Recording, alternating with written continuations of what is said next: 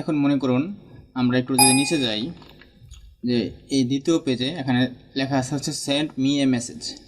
তো এখানে আমাদের যে লেখাটা লিখতে হবে এটা আছে হচ্ছে আমার একটা ওয়েবসাইটে। তো ওয়েবসাইট যেহেতু আমাদের এই ওয়ার্ড ডকুমেন্ট থেকে আলাদা, সুতরাং আমরা ওয়েবসাইট থেকে কীভাবে একটা টেক্সট কপি করে এখানে বসাতে পারি সেটা আমরা দেখব। তার জন্য প্রথমে আমি আমার ওয়েবসাইটে চলে গেলাম। আমার ওয়েবসাইটে যাওয়ার পরে আমি দেখি আমার এই লেখাটা আছে হচ্ছে কোনটাকে এখানে আমি দেখি সেন্ড মি এ মেসেজ। আমাদের এখানে টেক্সট আছে হচ্ছে এটা। জাস্ট আমি এটা এখন কপি করব।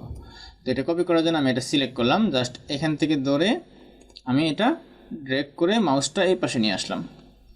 তো যেহেতু এটার ফরম্যাট আর আমার ওয়ার্ডের ফরম্যাট দুটো আলাদা ফরম্যাট থাকবে, সুতরাং আমাদের এই টেক্সটটা এখান থেকে ওইখানে নিয়ে পেস্ট করার ক্ষেত্রে একটা আমাদের সতর্কতা অবলম্বন করতে হবে, বা আমাদের ফরম্যাটিংটা ঠিক রাখতে হবে।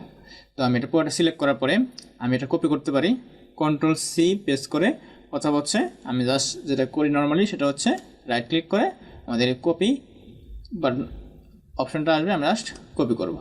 তো এখন এটা আমাদের মেমোরিতে সেভ আছে। তো এখন আমি আমার চলে যাই আমাদের ওয়ার্ডে যাওয়ার পরে আমি এই জায়গায় পেস্ট করব। এই যে এখানে আমাদের এই লাইনটা শুরু করার জন্য এখানে আই বারটা ব্লিঙ্কিং করতেছে। আমি যদি এখানে ক্লিক করি, তাহলে আমরা রাইট ক্লিক করে এখান থেকে পেস্টের বিভিন্ন অপশন সিলেক্ট করে আমি এটা পেস্ট করতে পারবো। তো এই কিপ সোর্স ফরম্যাটিংটা আমাদের এটার জন্য মোটামুটি ঠিকই আছে, কিন্তু কালারটা একটু অন্যরকম মনে হচ্ছে। আমি এটা দিয়ে দিই, তাহলে এটাও মোটামুটি ঠিক আছে। কিন্তু আমরা যদি কিপ অনলি টেক্সট দিই তাহলে এটা হচ্ছে অন্য কোনো ফরম্যাটিং আমার এখানে নেবে না। তো এক এক ওয়েবসাইটের এক এক রকমের ফরম্যাটিং থাকে। তো আমার এটার ফরম্যাটিংটা সিম্পল ছিল, এই জন্য সবগুলো প্রায় একই রকম দেখাচ্ছে।